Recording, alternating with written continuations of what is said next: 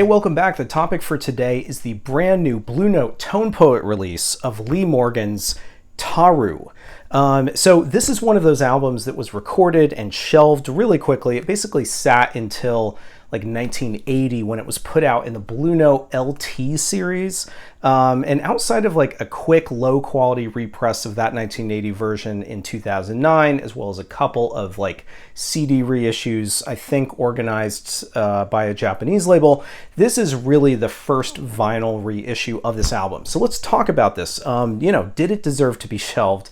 Does it deserve to be included in the Tone Poet series? And of course, how does this particular edition sound? So without further ado, hit like, hit subscribe, including using that little corner button that I just recently added. Go ahead and follow me if you'd like on Instagram at what_can_brown.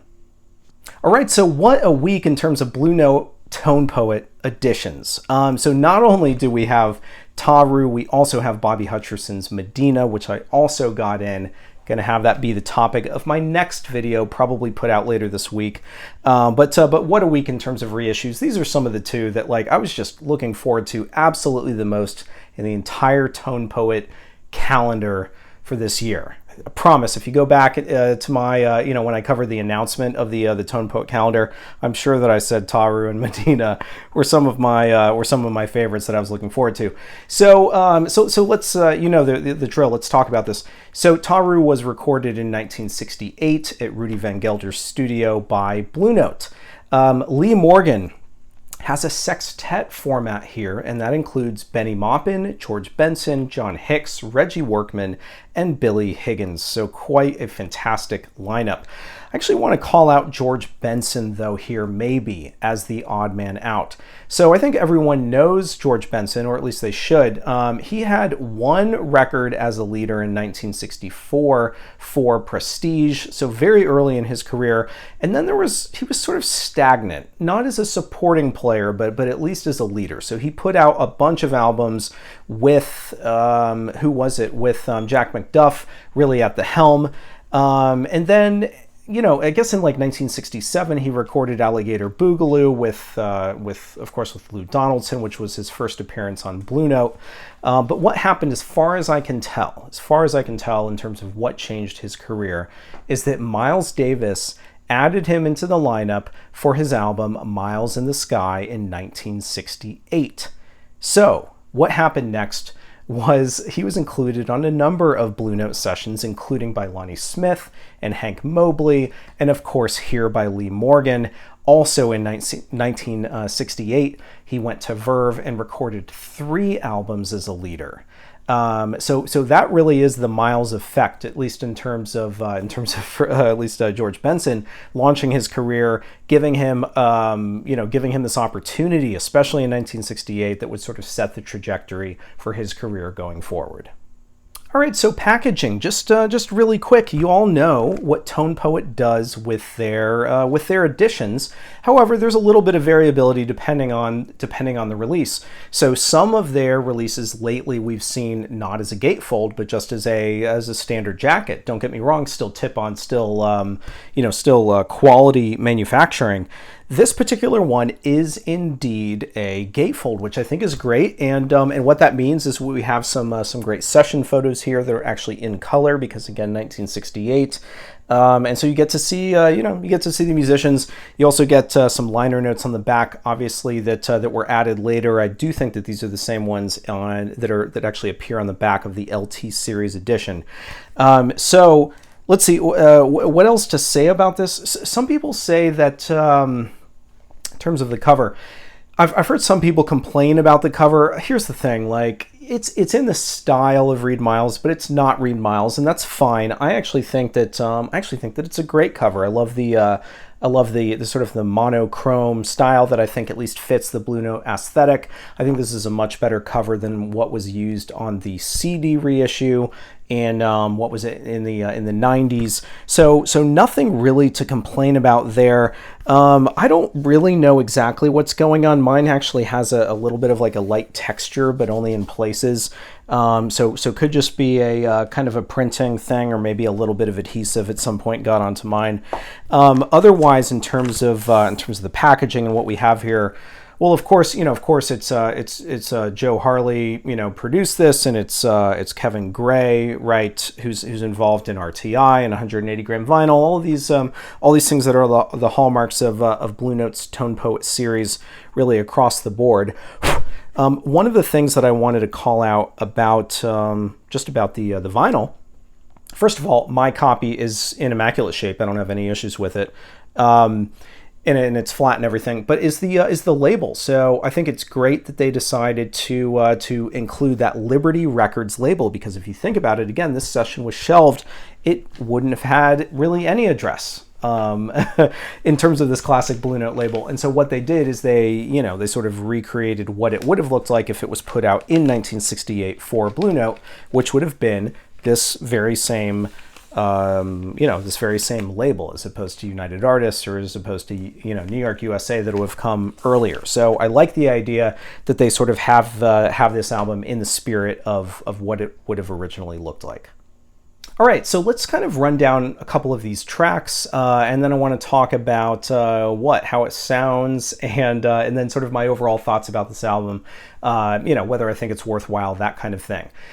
So let's start with the very first opening track, and that is titled Avacha, if I'm pronouncing that correctly. So this is a really interesting opener, I think, for a Blue Note album. It's really moody. George Benson sort of takes the lead after a brief, almost accent-based melody. So it's not like a very sort of, involved or verbose melody. It's sort of just these quick accents that Lee Morgan leads, and then George Benson sort of takes the lead after that. I think that this is, I just think it's surprising, but I think it's a really great, again, moody introduction to this album. Not necessarily indicative of the rest of the album, but I think it's a great way to begin it. I also think that there's a nice use of echo here. So on some of the Blue Note albums, I feel like I talk about echo, and generally speaking, I like the way that it's used, especially the later on that the album is. And so if I hear guitar, Kenny Burrell's guitar, and it's kind of got this echo effect in like the mid 50s, usually I'm a little bit, this doesn't really work for me. And yet in a weird way, when it's like late 60s, I just think it sounds great. It really fits that 60s aesthetic. So maybe I'm being unfair there, but I really like it here. And it's used not only for George Benson's guitar, but also for Lee Morgan's trumpet. And, there's sort of this repeating, like once Lee Morgan takes over anyway, there's this sort of repeating building solo that he has that carries the statement forward just a little bit each time. So listen to Avacha, listen to Lee Morgan's solo. You'll hear him start to play like a couple of notes, then he stops, and then he plays the same couple of notes and he adds something different, and then he plays like a slight twist on that and adds something different, just a little bit each time, in a way that's kind of like listening to John Coltrane build a solo, and I just think it's really cool to hear Lee Morgan kind of employ that technique here, because I think it shows a lot of restraint and a focus on sort of building something that's going to be lyrical and something that kind of I guess makes sense in his head, and I just think that the output here is really, really nice. I think that this song is very late 60s in style, in that sort of expansive post-bop, pensive, like chill out kind of way. And I think it's I think this is one of the best songs on the album, and so I'm glad that they included it up front. So otherwise, what to say? I mean, I certainly think Benny Maupin's tenor is a huge highlight here. I do want to call out just one kind of thing that I noticed that I don't know whether it's just me, or maybe this is something that other people would notice. Probably not, but I'm going to mention it anyway. So there's this moment where it sounds like John Hicks's piano is turned down. So it's actually just after Maupin's solo. It feels soft and closed in, despite the fact that he's just really going at the piano. And so I couldn't quite tell if the piano was softer in the mix, or whether it was just how he played, or just how it was captured, or whatever. And I will say that just as the melody kind of re-enters towards the end, that his piano does end up getting louder, and there's like even a potentially audible sort of crescendo in terms of it going from soft to loud. And I thought that was I don't know. I didn't know whether it was intentional. It's not even something that's distracting. I don't even know why I'm talking about it, because people, whenever I pick out things that I notice that are like, oh, is that supposed to be there? Then everybody ends up defending the album, which I get. Like, I want to defend the album because it's great, and it doesn't matter that this is here, but it is. But it is there, and I noticed it.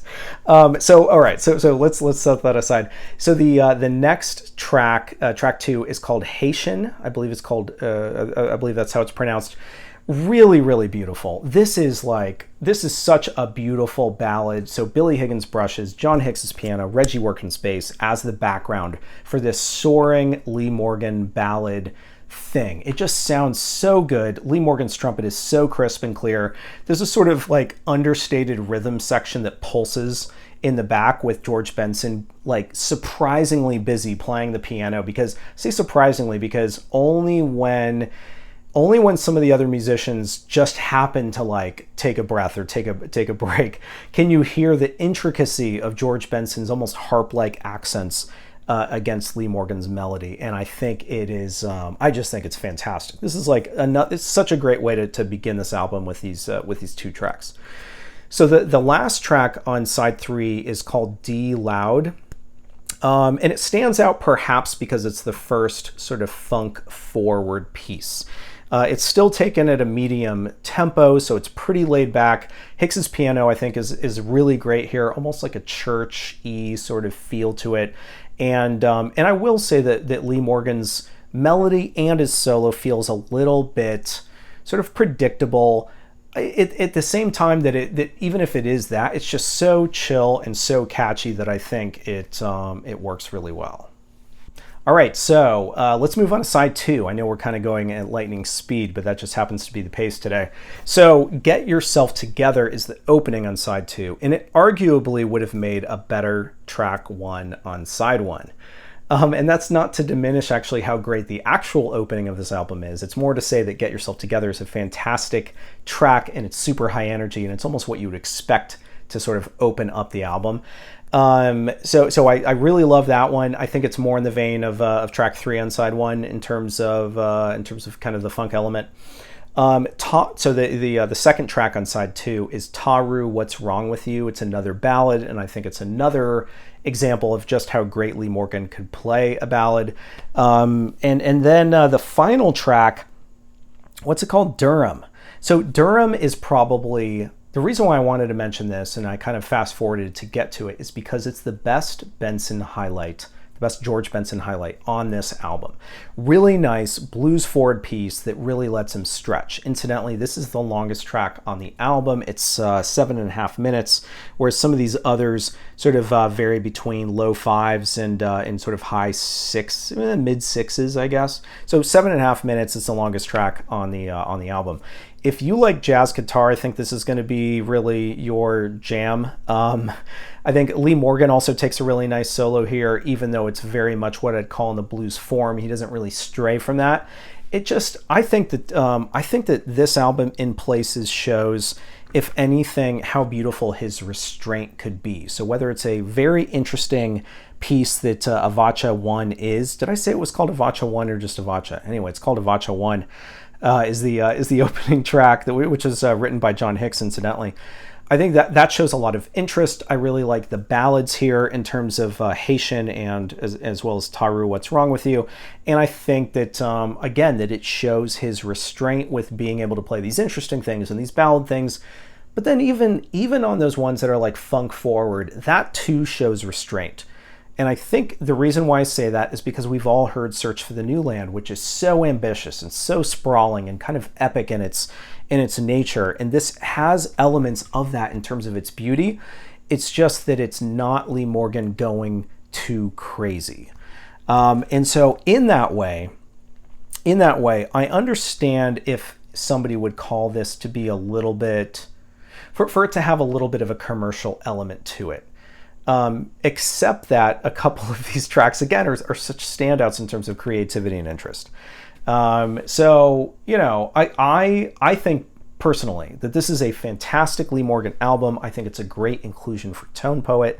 I do think overall that the highlights, again, are Morgan on ballads and George Benson just throughout. I think that especially if you pay attention, because he's not always prominent. Like when he is prominent, he's great, but also when he's doing this kind of supporting thing, it can be quite nuanced, and it's really excellent. What I would say, if I was going to complain about anything, I would say that I wish that the piano was a little bit more present. I mentioned that it felt like it was a little bit soft. I also personally heard the very quickest dropout, like the quickest dropout you've ever heard in your life, on on Get Yourself Together, which is track 1, side 2. And I played it a couple of times and heard it on both. Don't know if it's just my copy or if it's it's just something that is in that original recording. But what I would say is that it doesn't diminish my love for this album, and I'm really excited that they put this out. I think that this is the sort of album that you could put on for yourself to sort of catch the nuances and listen to Lee Morgan, but I also think this is something you could put on for company, like if you have people over, and everyone is going to enjoy it. And so it is one of those albums that sort of transcends the the spectrum, I suppose.